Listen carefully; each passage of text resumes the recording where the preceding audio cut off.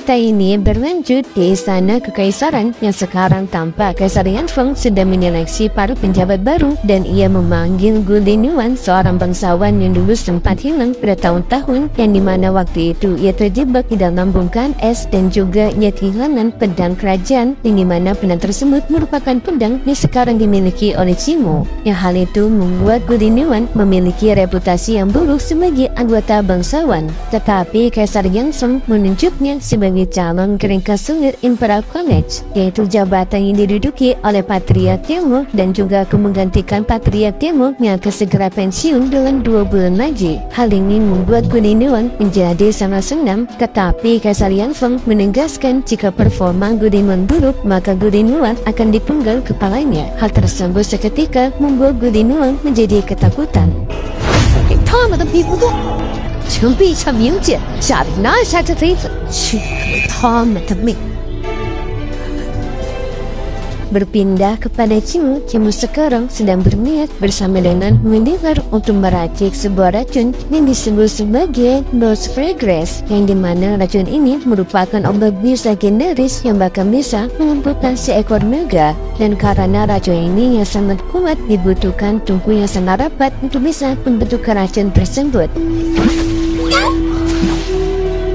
所以又叫百虫鼻。 Singkatnya dalam pembentukan racun itu adanya para tabib dokter yang ingin melihat caranya Cimo meracik obat racun tersebut agar mereka bisa menyerap pengetahuan baru dari Cimo. Cimo mengizinkan mereka untuk melihat dan setelahnya Cimo memulai peracikan racun itu yang singkatnya Cimo telah berhasil pembentukan racun itu yang setiap caranya dilewati oleh Cimo dengan hati-hati dan sesuai dengan ilmu yang diajarkan oleh paman apoteker. 我想起萃取药物还能的，没想到。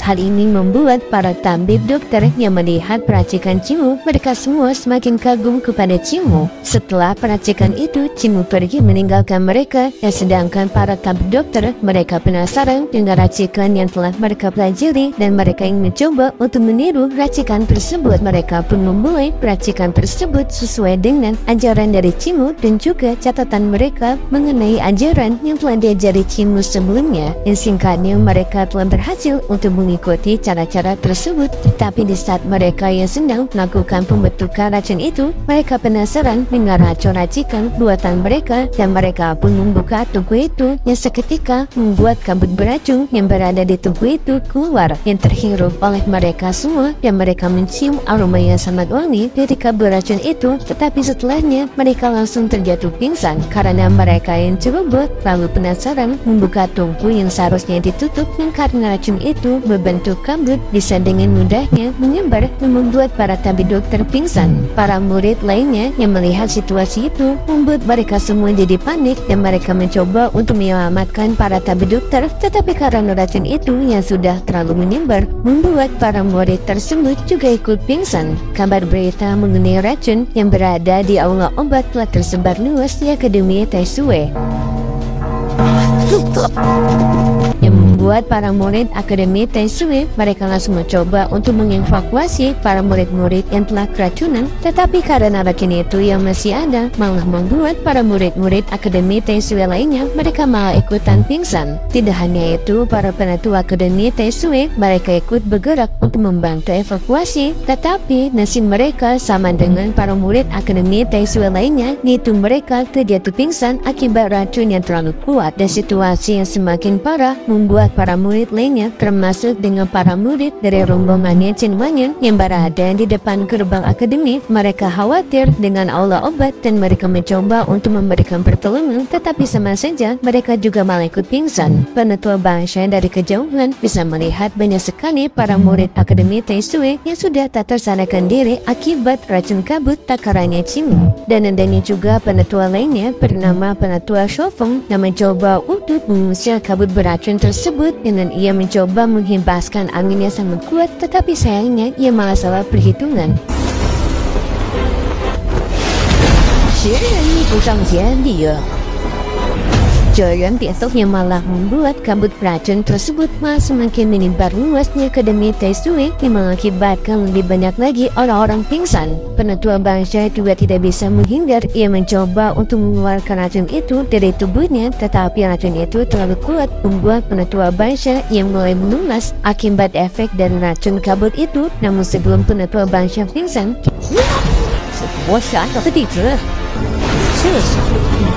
tiba-tiba saja Patriark Tiamon datang ke tempat mereka, membersihkan udara di sana, yang dalam waktu sekejap semua racun di wilayah itu seketika menjadi bersih. Hal ini pun membuat penatua bangsa terselamatkan. Tetapi penatua bangsa yang melihat banyak sekali para anggota Akademi Taisui yang telah tak tersadarkan diri membuat ia khawatir dan ia mengira mereka semua telah meninggal. Patriark Tiamon menenangkan penatua bangsa dengan memberitahu bahwasanya mereka semua tidak meninggal, tetapi mereka hanyalah pingsan.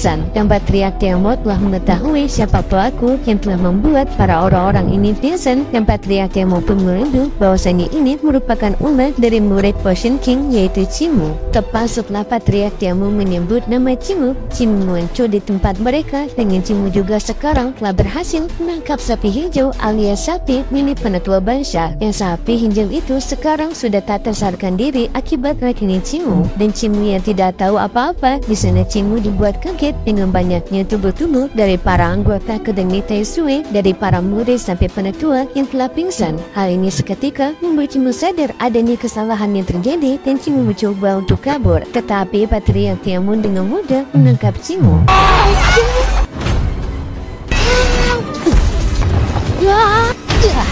Dan setelahnya pun Patriark Tiamon memarahi Chimu karena Chimu yang telah banyak sekali membuat masalah di Akademi Taisui. Dimulai menjadi murid baru Akademi Taisui, tetapi telah menghajar para murid lainnya serta mempermalukan penatua Yunfeng di hadapan dari Kaisar, yaitu waktu ujian masuk dari Akademi Taisui. Dan sekarang Patriark Tiamon semakin marah karena Chimu yang telah membuat banyak anggota Akademi Taisui mereka pingsan akibat racun buatan Chimu. Chimu dengan panik beralasan kalau racun itu bukan buatan miliknya, melainkan racun itu buatan orang lain yang Chimu telah membagikan resep tersebut kepada orang lain, yaitu para tabib dokter sebelumnya. Alasan Chimu masih belum sanggup untuk merendahkan amarah dari Patriark Tiamon, dan di sini juga penatua bangsa kesal kepada Chimu karena Chimu sekarang telah menangkap banteng kesayangannya. Chimu yang semakin terpojok beralasan kalau ia tidak mencoba untuk menculik bantengnya bangsa, melainkan hanya untuk mencuri sayur-sayuran yang berada di kebun dari banteng ini. Yang alasan itu semakin membuat penatua bangsa kesal karena Chimu yang tidak hanya menculik bantengnya tetapi juga sayurannya. Patriark Tiamon menjelaskan kepada penatua bangsa kalau Chimu ini merupakan murid dari Potion King, yang sekaligus juga Chimu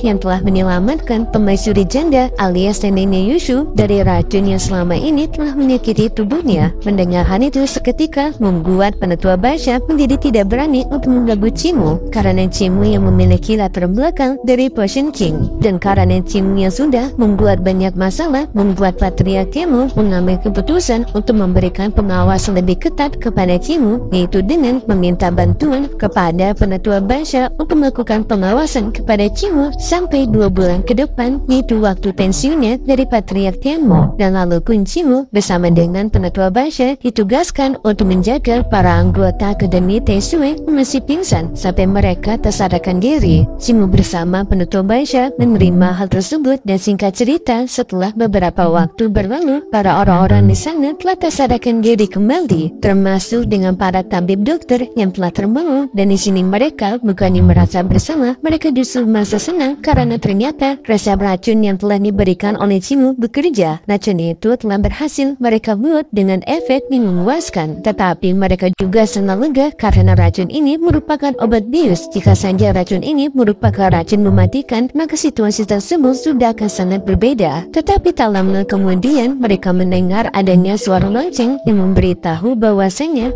para anggota dari sekte Thunderclap, yaitu Fuzi dan juga Master Jinling, mereka berdua telah meninggalkan Akademi Taisui, yang menandakan kalau Fuzi telah berhasil dikalahkan oleh murid Akademi Taisui mereka. Kabar tersebut seketika membuat Chimu menjadi kaget karena Chimu penasaran siapa orang yang mampu bisa mengalahkan mengalahkan Fauzi itu, dan Cimu pun keringat dengan perkataan dari Patriark Cimu yang mengatakan tidak hanya Cimu saja yang memiliki kekuatan hebat di Akademi TSW ini, tetapi adanya orang lain juga yang memiliki kekuatan hebat yang bisa mengalahkan si Fauzi dari sekte Thunderclap. Dan Cimu pun penasaran siapa orang yang dimaksud oleh Patriark Cimu itu. Kabar berita tersebut membuat banyak orang menjadi kebingungan, dan di sini mereka mengira kalau Cimu lah yang telah mengalahkan Fauzi itu. Karena dari semua orang yang pingsan, Cimu tidak pingsan. Tetapi Cimu tidak membenarkan hal itu karena Cimu yang tidak turun dalam pertempuran. Dan di sana si Yuan Xiang yang datang mendekati Cimu, dan di sana si Yuan Xiang juga menuduh Cimu lah yang telah mengalahkan si Fauzi dari anggota sekte Thunderclap. Cimu membantahnya kalau itu bukan dirinya, tetapi di sana Cimu justru yang curiga dengan si Yuan Xiang ini karena dari semua orang yang pingsan, si Yuan Xiang tampak tidak terkena efek pingsan dengan tubuhnya yang lebih prima daripada orang lainnya, yang menandakan kalau si Yuan Xiang ini tidaklah pingsan pada racunnya Cimu. Dan Cimu pun menduga bahwasannya si Yuan Xiang inilah yang telah mengalahkan Fauzi dari sekte Thunderclap. Dan di sini pun Cimu semakin penasaran mengenai si Yuan Xiang ini karena si Yuan Xiang yang sangat mencurigakan, apalagi marga dari si Yuan Xiang berasal dari marga keluarga Si yang sama dengan nenek Si. Dan setelahnya penutua bangsa yang langsung menyiapkan barang-barangnya bersama dengan sapinya untuk tinggal bersama dengan Cimu. Bahkan penutua bangsa sampai menganggap tempat tinggalnya Cimu sebagai tempat tinggalnya juga bersama dengan sapinya. Ia bahkan mengambil uangnya Cimu untuk memenuhi keperluannya bersama dengan sapinya. Dan penutua bangsa menegaskan kepada Cimu kalau dirinya telah ditugaskan oleh Patriark Cimu untuk mengawasi Cimu secara ketat sampai 2 bulan penuh.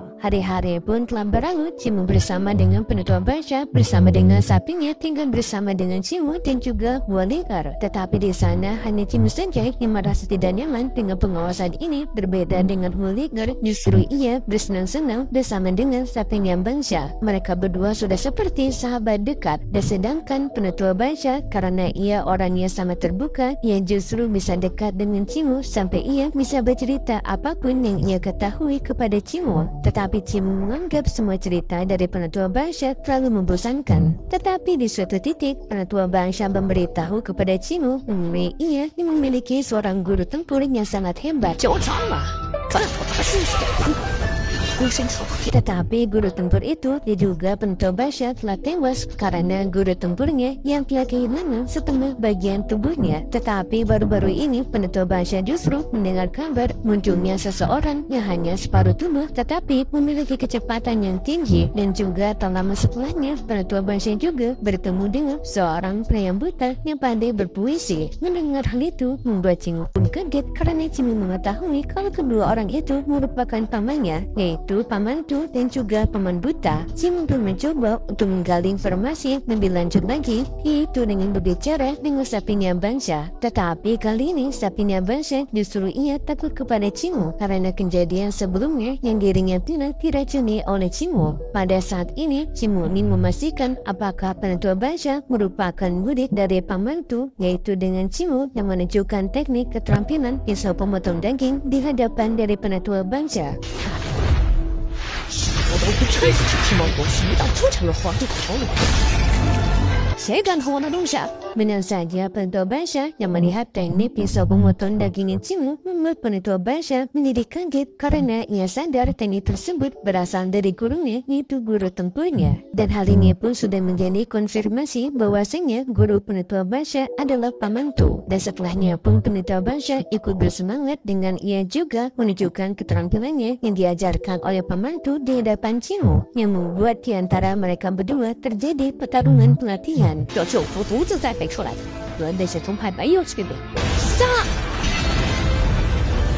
Dan sekaligus juga sambil mengeluarkan syair puisi, yaitu dengan penutua bangsa yang melantunkan kata penuh penderitaan hidup, sedangkan Cimu menjawab dengan syair penuh harapan. Dan setelahnya mereka berdua berhenti dengan penutua bangsa menyapa Cimu sebagai juniornya, dan Cimu juga memberikan hormat kepada penutua bangsa dengan menyebutnya sebagai seniornya. Dan di sini mereka berdua sama-sama telah sadar kalau mereka berdua berasal dari guru yang sama, yaitu paman Tu. Dan setelahnya mereka berdua bercerita mengenai pembantu mengenai bagian tubuhnya yang tengah terpisah, dan di sana penutur Bansha mengakui kalau ia mengetahui di mana lokasi dari tubuh bagian bawah pembantu. Tetapi penutur Bansha yang masih belum bisa memastikannya, namun ia tetap membantu untuk mencari tubuh bagian bawah dengan ia mengirimkan beberapa anggotanya untuk mematahi suatu sekte yang diduga telah mencuri bagian tubuh bawah dari pembantu. Dan juga Bansha bertanya kepada Cimu mengenai kondisi dari pembantu sekarang. Cimu menjelaskan walaupun pembantu sekarang tidak memiliki bagian tubuh bawahnya, tetapi